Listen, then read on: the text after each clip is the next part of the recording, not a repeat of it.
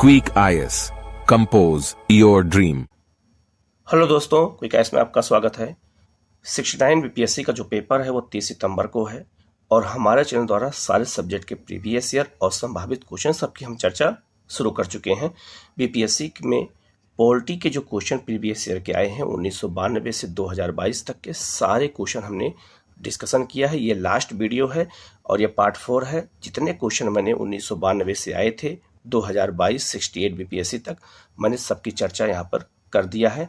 Question जरूर देख करके जाना, एक बार टाइम निकाल करके उसको अच्छे से क्वेश्चन देख के जाना, जिससे क्वेश्चन अगर आए तो गलत ना होने पाए। बहुत सारे क्वेश्चन रिपीट हुए हैं और सबसे अधिक क्वेश्चन पंचायती राज व्यवस्था से आए हैं, राष्ट्रपति से आए हैं, संसद से आए हैं। तो वो टॉपिक हमें पता चल जाता है कि किन टॉपिक या किन सेक्शन से क्वेश्चन सबसे ज़्यादा पूछे जाते हैं।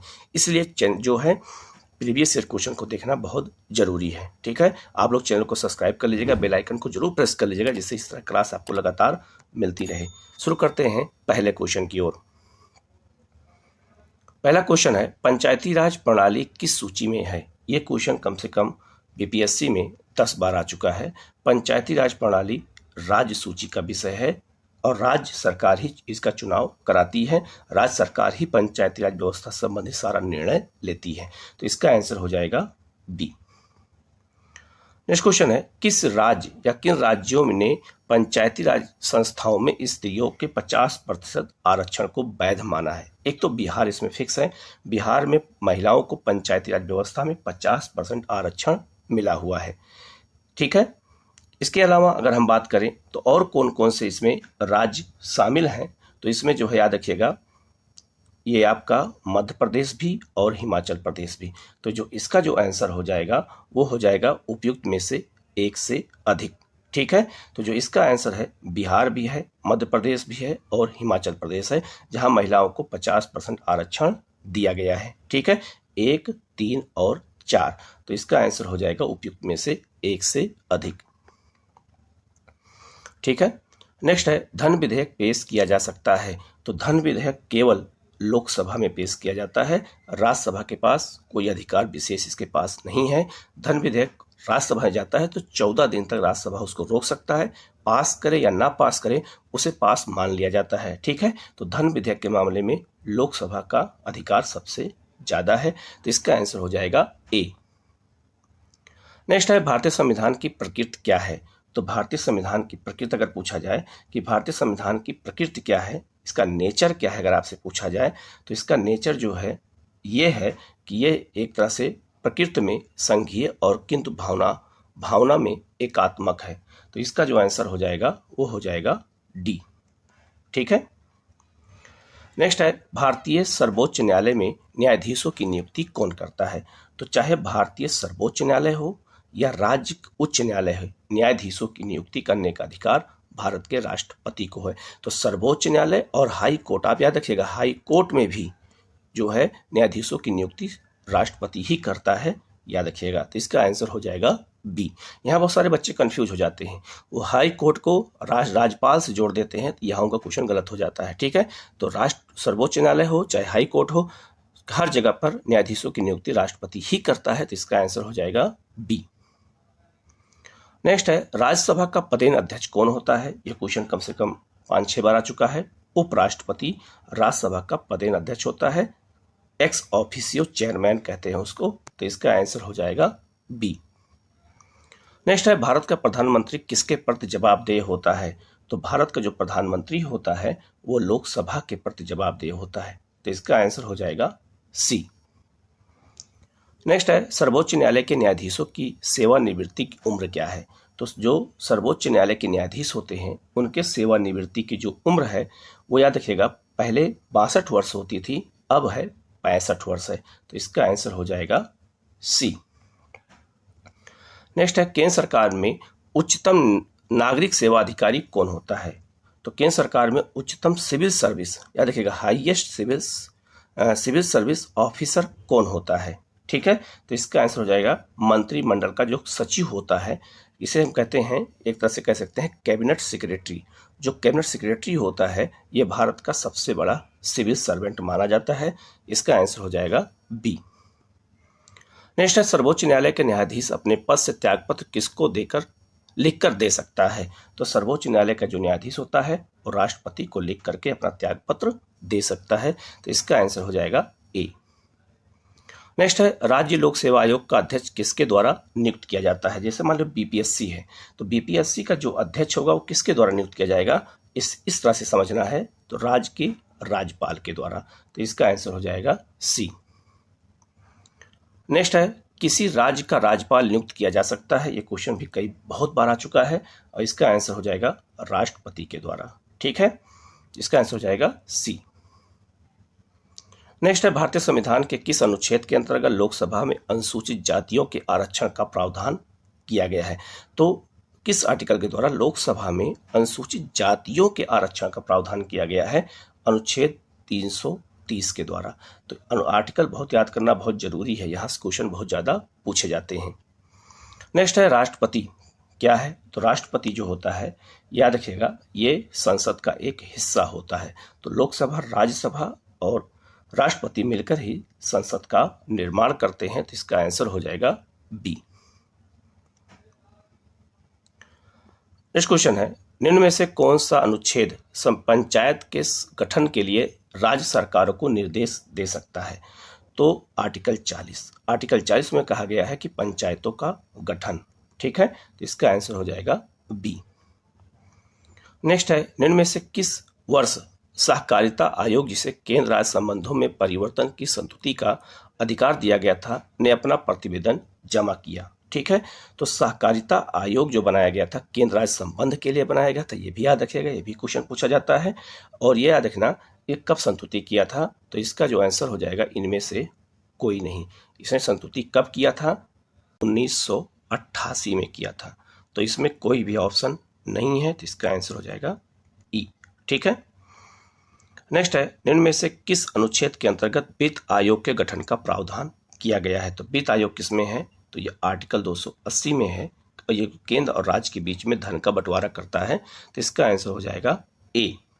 नेक्स्ट क्वेश्चन है, भारत का महान्यायवादी किसके द्वारा नियुक्त किया जाता है। तो ये राष्ट्रपति के द्वारा। महान्यायवादी भारत सरकार का वकील होता है, जो हाई कोर्ट, सुप्रीम कोर्ट और डिस्ट्रिक्ट कोर्ट तक सुनवाई कर सकता है। और महान्यायवादी का आर्टिकल है 76। और महान्यायवादी संसद में केवल मतदान नहीं कर सकता है, क्योंकि ये संसद का सदस्य नहीं होता है, लेकिन संसद में बैठ सकता है, संसद में बोल सकता है, बहस में हिस्सा भी ले सकता है। तो इसका आंसर याद रखिएगा राष्ट्रपति है। ठीक है, नेक्स्ट है, विधि का नियम या कानून का अधिराज्य का मतलब क्या होता है। ठीक है, ये क्वेश्चन बीपीएससी में पूछा गया। तो इसका मतलब होता है सभी के लिए एक कानून और सभी के लिए एक न्याय तंत्र होता है। इसका मतलब यही होता है। तो इसका आंसर हो जाएगा ए। नेक्स्ट क्वेश्चन है, नागरिकता संशोधन कानून कब पारित किया गया। 11 दिसंबर 2019 को। इसको लेकर काफी बवाल भी हुआ था देश में। तो इसका आंसर हो जाएगा बी। नेक्स्ट है, 73वें संविधान संशोधन कानून की वैधानिक शुरुआत किस संवैधानिक संशोधन द्वारा की गई थी। ठीक है, इसकी शुरुआत कब की गई थी, ये क्वेश्चन पूछा गया है। तो इसका आंसर हो जाएगा 64वां संविधान संशोधन बिल के द्वारा। पहली बार ये पंचायत व्यवस्था से इस संशोधन की शुरुआत की गई थी, लेकिन हो नहीं पाया था। ठीक है, नेक्स्ट है, भारत के संविधान का कौन सा अनुच्छेद भारतीय निर्वाचन आयोग की स्थापना से संबंधित है। तो भारतीय निर्वाचन आयोग से जुड़ा हुआ आर्टिकल कौन सा है, तो 324 आर्टिकल। 324 से लेकर के 329 तक चुनाव आयोग के बारे में संविधान में प्रावधान किया गया है, लेकिन मुख्य रूप से यह है आर्टिकल 324। तो इसका आंसर हो जाएगा ए। नेक्स्ट है, भारत में औद्योगिक क्षेत्र की उपलब्धि को मापने के लिए निम्न में से कौन सी संस्था औद्योगिक उत्पादन के सूचकांक को जारी करती है। ठीक है, तो इसका जो आंसर है वो हो जाएगा उपयुक्त में से कोई नहीं। ठीक है, नेक्स्ट है, भारत का राष्ट्रपति कितनी बार पुनः चुनाव के लिए पात्र हो सकता है। तो भारत का राष्ट्रपति कितनी बार भी चुनाव लड़ सकता है, कोई लिमिट हमारे यहाँ नहीं है। ठीक है, अनलिमिटेड है। नेक्स्ट है, लोकसभा में सामान्यतः कितने सत्र होते हैं। तो लोकसभा में सामान्यतः 3 सत्र होते हैं, बजट सत्र, मानसून सत्र और शीतकालीन सत्र। ठीक है, 3 होते हैं। सत्र का मतलब बैठक होगा, यह भी याद रखिएगा। भारत में यदि एक राज्य एक चुनाव लागू किया जाता है तो भारतीय संविधान के किस अनुच्छेद में संशोधन की आवश्यकता होगी, यह क्वेश्चन पूछा गया है। ठीक है, तो याद रखिएगा संशोधन की आवश्यकता किस में होगी, तो 324 में संशोधन की आवश्यकता होगी, यहाँ कहीं भी नहीं होगी। तो इसका आंसर हो जाएगा इनमें से कोई नहीं। ठीक है, ई। नेक्स्ट है, किस राज्य में पंचायती राज व्यवस्था नहीं है, तो नागालैंड में नहीं है, मिजोरम में नहीं है और मेघालय में भी नहीं है। उपयुक्त में से एक से अधिक, इसका आंसर हो जाएगा ई। नेक्स्ट है, प्रत्येक राज्य में लोकसभा की सीटों का निर्धारण परिसीमन आयोग द्वारा किया जाता है। इस परिसीमन को किस वर्ष तक रोक दिया गया है, 2026 तक, क्योंकि 2026 तक लोकसभा की सीटें नहीं बढ़ाई जाएंगी। ठीक है, और 1971 के जो है जनगणना के अनुसार ही अभी लोकसभा की सीटों का निर्धारण किया गया है। 2026 के बाद ही परिसीमन आयोग होगा और तभी लोकसभा की सीटें बढ़ाई जाएंगी। तो इसका आंसर हो जाएगा सी। नेक्स्ट है, सर्वोच्च न्यायालय क्या है, तो सर्वोच्च न्यायालय एक क्या है, तो याद रखिएगा ये संघीय न्यायालय है। ये मानवाधिकारों का संरक्षण करता है, संविधान के प्रति विवेचन भी करता है, और तो इसका आंसर हो जाएगा, एक तरह सिविल न्यायालय भी है। तो इसका आंसर सब हो जाएगा, अर्थात इसका आंसर हो जाएगा ई, एक से अधिक।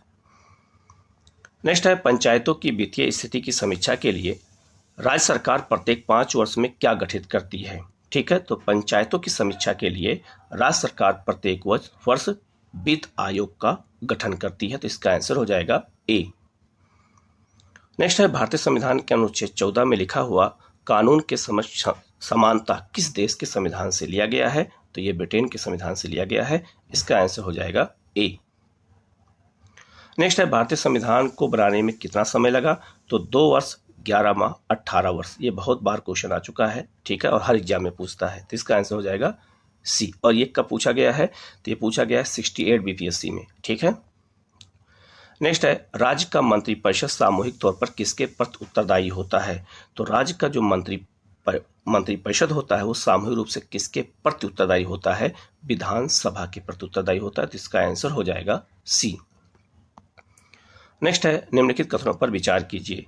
73वें संशोधन के बाद विकेंद्रीकरण किया गया। ठीक है, तो निर्णय लेने की शक्ति का, पूर्ण व्यवस्था का, न्यायिक शक्तियों का नहीं किया गया था, प्रशासनिक शक्तियों का नहीं किया गया था। तो इसका आंसर क्या होगा, तो इसका आंसर हो जाएगा उपयुक्त में से एक से अधिक, अर्थात डी होगा। ठीक है, नेक्स्ट है, राज्यसभा में प्रतिनिधित्व में शामिल कौन होता है, तो राज्यसभा में अप्रत्यक्ष रूप से नागरिकों द्वारा चुने गए प्रतिनिधियों के माध्यम से चुने हुए लोग जाते हैं, और राष्ट्रपति के द्वारा मनोनीत सदस्य जो 12 होते ये जाते हैं। तो इसका आंसर बी और सी दोनों होगा, अर्थात इसका आंसर हो जाएगा डी, उपयुक्त में से एक से अधिक। ठीक है, नेक्स्ट है, निम्नलिखित में से किसका संबंध भारत के सर्वोच्च न्यायालय से है, तो भारत के सर्वोच्च न्यायालय से किसका संबंध है, तो अपीलीय अधिकार का भी है, मूल अधिकार का भी है और कॉलेजियम व्यवस्था का भी है। तो इसका आंसर हो जाएगा डी, उपयुक्त में से एक से अधिक। इसीलिए एनसीईआरटी पढ़ने की आवश्यकता होती है कि हम अगर विस्तार से पढ़ते हैं तभी इस तरह क्वेश्चन हम सॉल्व कर पाते हैं। नेक्स्ट है, 73वें संविधान संशोधन। याद रखना, पंचायत से बहुत सारे क्वेश्चन पूछे गए हैं। तो 73वें संविधान संशोधन अधिनियम के तहत पंचायती राज संस्थाओं में चुनाव लड़ने के लिए न्यूनतम उम्र कितनी है, 21 वर्ष। लोकसभा के लिए कितनी है, 25 वर्ष। राज्यसभा के लिए कितनी है, 30 वर्ष। राष्ट्रपति बनने के लिए कितनी है, 35 वर्ष। ठीक है, तो इसका आंसर हो जाएगा ए। और नेक्स्ट क्वेश्चन है, एक पंचायत समिति किस स्तर पर एक पंचायती राज संरचना का संचालन करती है। ठीक है, तो जो पंचायत समिति होती है वो ब्लॉक स्तर पे काम करती है। तो इसका आंसर हो जाएगा सी। ठीक है, तो पंचायत समिति होती है, जिला स्तर पर जिला पंचायत होता है और ग्राम स्तर पर ग्राम पंचायत होता है। ठीक है, तो ब्लॉक स्तर पर ये काम करती है। तो ये इतने ही क्वेश्चन बीपीएससी के आए हुए थे। मैंने सारे क्वेश्चन को यहाँ मेंशन कर दिया 4 पार्ट में। आप प्लेलिस्ट पर जाकर के प्रीवियस ईयर क्वेश्चन सारा देख करके जरूर देखिएगा। किसी क्वेश्चन में कोई डाउट हो कमेंट करके आप पूछेगा, उसका जवाब आपको दिया जाएगा। Okay, thank you.